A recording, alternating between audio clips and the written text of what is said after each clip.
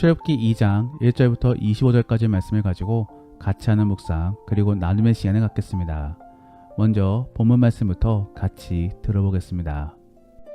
레위 가족 중 한 사람이 가서 레위 여자에게 장가들어 그 여자가 임신하여 아들을 낳으니 그가 잘생긴 것을 보고 석 달 동안 그를 숨겼으나 더 숨길 수 없게 되매 그를 위하여 갈대 상자를 가져다가 역청과 나무진을 칠하고 아기를 거기 담아 나일강가 갈대 사이에 두고 그의 누이가 어떻게 되는지를 알려고 멀리 섰더니 바로의 딸이 목욕하러 나일강으로 내려오고 시녀들은 나일강가를 거닐 때에 그가 갈대 사이에 상자를 보고 시녀를 보내어 가져다가 열고 그 아기를 보니 아기가 우는지라 그가 그를 불쌍히 여겨 이르되 이는 히브리 사람의 아기로다.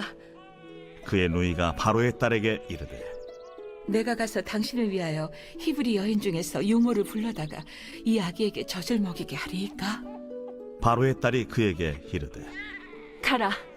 그 소녀가 가서 그 아기의 어머니를 불러오니 바로의 딸이 그에게 이르되 이 아기를 데려다가 나를 위하여 젖을 먹이라. 내가 그 삭슬 주리라. 여인이 아기를 데려다가 젖을 먹이더니 그 아기가 자라매 바로의 딸에게로 데려가니 그가 그의 아들이 되니라. 그가 그의 이름을 모세라 하여 이르되 이는 내가 그를 물에서 건져내었음이라.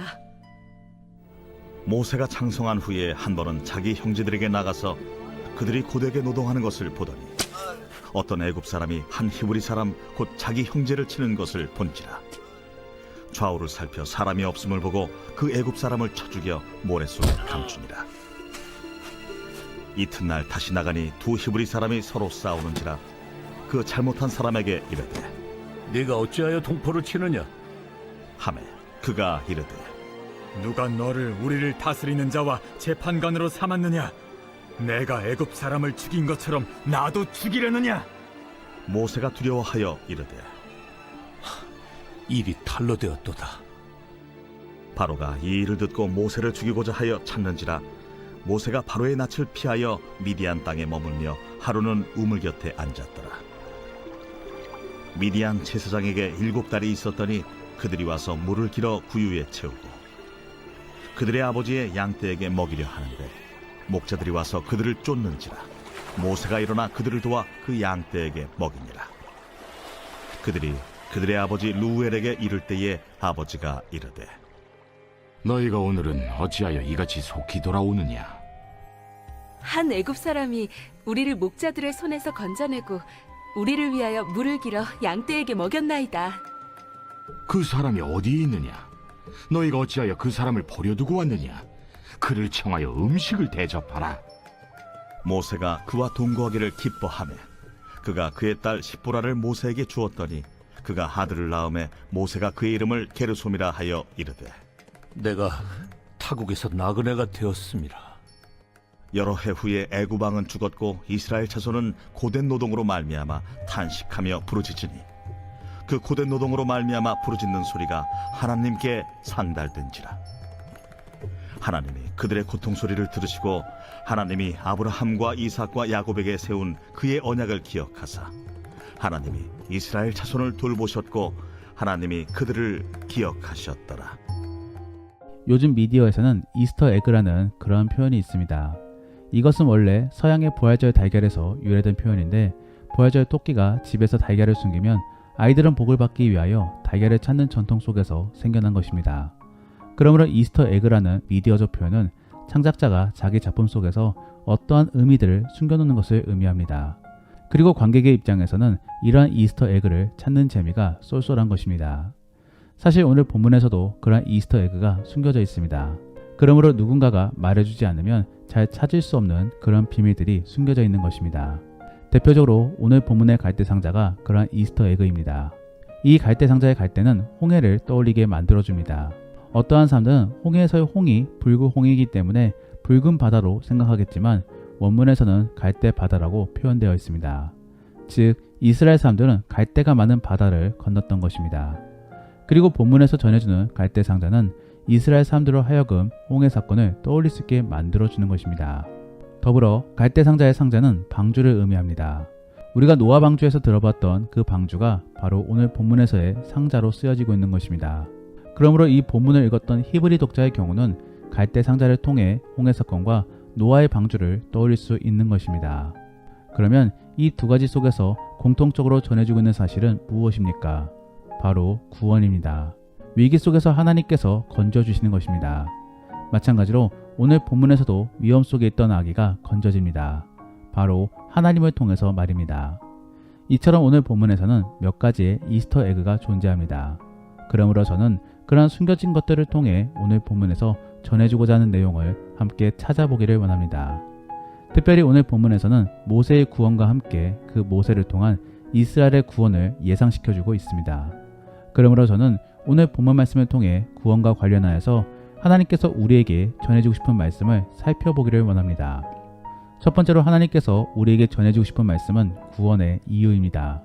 하나님께서는 우리를 너무나 사랑하시기 때문에 우리를 구원시켜주고자 하시는 것입니다. 오늘 본문의 2절 말씀에서는 모세에 대하여 이렇게 전하고 있습니다. 여자가 임신하여 아들을 낳으니 그가 잘생겼더라. 사실 웬만한 아기는 다 이쁩니다. 다 잘생겨 보이는 것이지요. 못생겨 보이는 아이는 거의 없습니다. 더욱이 엄마의 입장에서는 자기의 아이가 최고입니다. 그런데 그러한 것이 너무나 당연한 상황 속에서 왜 2절 말씀에 아기에 대한 코멘트를 남겨놓고 있는 것입니까? 여기에도 이스터 에그가 숨겨져 있는 것입니다. 여기에서 잘생긴 이란 표현은 창세기 1장 말씀에 보시기 좋았더라와 같은 표현입니다. 즉 하나님께서는 만족해 하셨다라는 것입니다. 더불어 너무나 사랑스러웠던 것이지요. 그리고 새 창조가 시작되었음을 암시해주고 있는 것입니다. 결국 하나님께서는 그러한 모세의 탄생을 통하여 구원 사역이 시작될 것임을 말씀해주고 있는 것입니다. 그리고 그렇게 구원 사역을 진행하는 이유로는 그 자녀인 이스라엘이 너무나 이쁘기 때문인 것입니다. 하나님께서 오늘날에 우리에게 구원을 주시는 이유는 무엇입니까? 우리가 선한 일을 많이 해서 그렇습니까? 아니면 예수님을 믿어서 그렇습니까? 그렇지 않습니다. 그저 우리가 이쁘고 사랑스럽기 때문입니다. 사실 우리는 선한 일보다도 악한 일을 더 많이 합니다. 더불어 예수님을 믿는 이유도 사실은 하나님께서 우리를 불러주셨기 때문인 것이지 우리 스스로가 믿은 것은 아닌 것입니다. 하나님이 우리를 불러주지 않으셨더라면 복음이 예수님에 대해서는 거들떠보지도 않았을 것입니다. 그러므로 우리가 예수님을 믿고 구원을 얻을 수 있는 것은 모두 은혜인 것입니다. 하나님께서 우리에게 이렇게 은혜를 베풀어 주시는 이유는 모두 사랑하시기 때문입니다. 부모가 자식을 바라봤을 때 그냥 힘이 나고 기쁜 것처럼 우리가 주의 자녀이기 때문에 하나님께서는 우리에게 구원을 베풀어 주시는 것입니다. 사랑하는 성도 여러분, 우리가 예수님의 믿음으로 가져야 될 것은 자존감입니다. 우리는 하나님의 귀하고 이쁜 자식입니다. 눈에 넣어도 아프지 않을 사랑스러운 자식인 것입니다. 이제는 그러한 사실을 깨달음으로 용기를 얻으시기를 바랍니다. 그리고 자신감을 가지시기를 바랍니다. 더불어 자존감이 회복되어지기를 바랍니다. 정말로 그러한 복된 그리스도인이 될 수 있기를 바랍니다. 두 번째로 하나님께서 우리에게 전해주고 싶은 말씀은 구원 계획입니다. 하나님께서는 갈대 상자를 통해 구원 계획을 숨겨놓으셨습니다. 그리고 그러한 이스터 에그를 알고 있는 사람의 입장에서는 갈대 상자를 들어봤을 때 가슴이 뛸 수밖에 없었을 것입니다. 하나님은 분명 우리에게 어려움과 위기를 허락하십니다. 그러므로 모세도 죽을 위기가 있었던 것입니다. 하지만 하나님께서는 반드시 모세를 구해주십니다. 마찬가지로 이스라엘 사람들에게도 어려움이 있었습니다. 하지만 거기에 대해 하나님께서는 반드시 그들을 구원해 주십니다. 그러면 하나님께서는 왜 이들에게 어려움을 허락하고 계신 것인가? 바로 누가 진정한 구원자인지를 보여주기 위함인 것입니다. 사람은 어떠한 어려움이 없이 그냥 얻게 되면은 그것이 귀한 줄을 잘 모릅니다. 별 가치가 없어 보이는 것이지요. 하지만 간절함 속에 얻게 되면은 감사하게 여기며 귀하게 여깁니다. 하나님의 입장에서는 그러한 마음을 갖기 원하시는 것입니다. 그래서 먼저는 사람들로부터 구원을 얻고 싶은 그러한 마음을 갖게 만들고 그 다음으로는 그 구원을 주심으로써 사람들이 감사하고 또 주를 높이고자 하는 마음을 갖게 만드시는 것입니다. 하나님께서는 이스라엘의 어려움을 방관하시는 것이 아닙니다. 그냥 묵인하시는 것도 아닙니다. 이들이 구원을 얻었을 때 진정으로 기뻐할 때를 기다리시는 것입니다. 그러므로 출애굽기 4장 31절 말씀에서는 모세가 이스라엘 장로들에게 하나님의 사정을 전해줍니다. 그리고 거기에 대하여 장로들은 하나님께 감사하며 경배를 올립니다. 하나님께서는 그러한 때를 기다리시며 준비하고 계셨던 것입니다. 그리고 주의 섭리 가운데 이제는 구원을 얻을 수 있게끔 만들어 놓으신 것입니다. 지금의 우리도 마찬가지입니다. 지금의 우리가 어려움을 겪는 이유는 결코 하나님이 없거나 혹은 힘이 없기 때문이 아닙니다. 모두 때를 기다리며 준비하고 계시고 또 섭리로 이끌고 계신 것입니다. 그러므로 이제는 그러한 주의 뜻과 섭리를 이해하시며 기다리시기를 바랍니다. 그리고 기대함 속에 먼저 하나님께 간구하시기를 바랍니다. 그랬을 때 하나님께서는 주의 때에 알맞게 들어주심으로 주의 살아계심과 전능하심 그리고 우리를 사랑하여 주심을 보여주실 것입니다. 정말로 그러한 은혜를 맛보기를 원합니다. 세 번째로 하나님께서 우리에게 전해주고 싶은 말씀은 스스로의 노력으로 구원을 얻을 수 없다라는 것입니다. 모세는 이집트 왕자가 되므로 궁중 교육을 받습니다. 우리가 고대사를 참고해 보면은 아마도 모세는 12년 이상을 궁중 교육을 받았을 것입니다. 그런데 그 전에 모세는 친모인 요게벳을 통하여 이스라엘의 정체성을 전해 들었을 것입니다. 그러므로 그는 훗날에 형 아론을 곧바로 알아보고 함께 주의 사역을 펼칠 수 있었던 것입니다. 더불어 11절 말씀에서는 이스라엘 사람들을 일컬어 자기 형제다라고 표현하고 있습니다. 이것은 모세가 이스라엘 사람의 정체성을 갖고 있음을 암시해주고 있는 것입니다. 그는 분명 요게벳을 통하여 정체성을 주입받았고 또 12년 이상을 궁중 교육을 받으며 이스라엘에 대한 구원을 꿈꿨을 것입니다. 그리고 자기 권력을 통하여 이스라엘을 구원케 하고자 노력했을 것입니다. 그러한 의중이 바로 12절 말씀에 나타나는 것입니다. 그래서 이스라엘 사람들을 괴롭히는 애국 사람을 죽이게 된 것입니다. 하지만 그러한 살인은 결국 꿈을 이루지 못하게 만듭니다. 도리어 미디안 땅으로 도망가게 만든 것입니다. 그런데 재미있는 사실은 미디안 땅에서도 그러한 시비에 휘말리게 됩니다. 오늘 본문의 모세는 세 번의 시비에 휘말리게 됩니다. 첫 번째는 이스라엘 사람과 애국 사람 간의 시비인 것이며 두 번째는 이스라엘 사람들 간의 시비인 것입니다. 그리고 마지막으로는 아내가 될 시보라와 다른 목자들 사이의 시비였습니다. 그런데 첫 번째와 두 번째는 애굽에서 일어났던 일입니다. 그리고 죽음과 관련된 일이었습니다. 그래서 첫 번째 시비에서는 살인사건이 일어났으며 두 번째 시비에서는 살인과 관련된 추궁이 있었던 것입니다. 그런데 마지막 세 번째 시비에서는 도리어 구원에 대하여 논하고 있었습니다. 결국 자기 권력이 있었던 애굽에서는 사건 사고 및 실패가 있었는데 도리어 권력이 없고 주만 의지해야 되는 미디안 땅에서는 구원 및 성공이 있었다라는 것입니다. 우리는 이러한 사실들을 통하여 구원은 나의 노력과 스펙으로만 이루어지는 것이 아님을 깨달을 수 있습니다. 도리어 그러한 것은 실패의 덫이 될 수 있습니다. 그러므로 우리는 그러한 것보다 오히려 힘을 빼고 주를 의지해야 되는 것입니다. 그러면 우리의 삶 속에 힘을 빼고 주를 의지하는 모습은 어떠한 모습입니까? 주를 믿음으로 결과를 주께 맡기는 것입니다. 그러므로 최선을 다함 속에 그 결과를 온전히 주께 맡기며 쉬어야 되는 것입니다. 사랑하는 성도 여러분, 평일 동안은 열심히 사시기를 바라고 주일에는 안식을 취하시기를 바랍니다. 그래서 잘 쉬시고 그 다음날의 결과를 하나님께 맡기시기를 바랍니다.